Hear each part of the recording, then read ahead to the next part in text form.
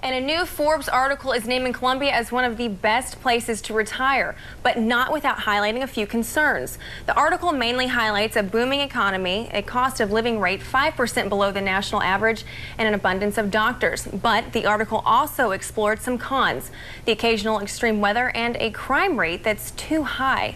ABC 17's Joe McLean has been looking into this claim and joins us now with what he uncovered. And Joe, what can you tell us? Ashley, after reading the article, we were all pretty curious as to how they arrived at the crime rate for Columbia. It turns out their numbers came from the FBI's 2013 Unified Crime Report. Now, the report does rate Columbia's crime as the second highest of the cities on the list, right after Huntsville, Alabama. Now, after talking to local police, city officials, and researching the FBI's website, I found out these statistics don't paint the whole picture. Moved here in '62. I was told at the time, you move to Columbia, you'll never leave.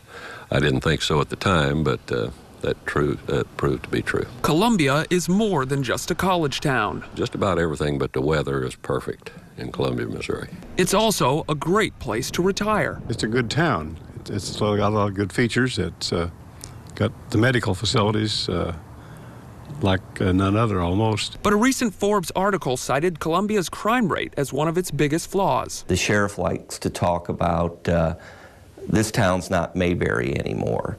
And he grew up here, and I've been here almost 30 years. We're seeing crimes in this community that you didn't see 10, 15, 20 years ago. The data used in the Forbes article was taken from the most recent FBI Unified Crime Report, but reports, I'm told, can sometimes be misleading. After heading a citywide task force on community violence for over a year, Councilwoman Laura Nauser found that crime statistics are only an estimation. Crime is such a fluid issue, and there's so many factors that influence crime, and those factors change.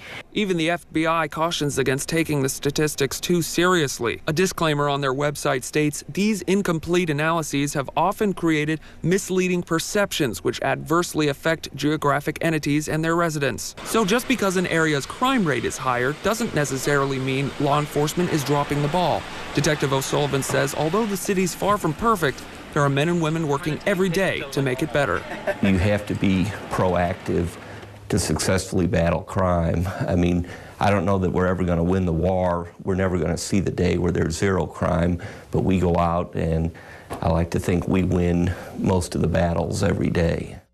Now, the FBI lists several factors that can skew crime data. They say a city's economic conditions, population density, transportation, and even climate are known to affect the amount of crime.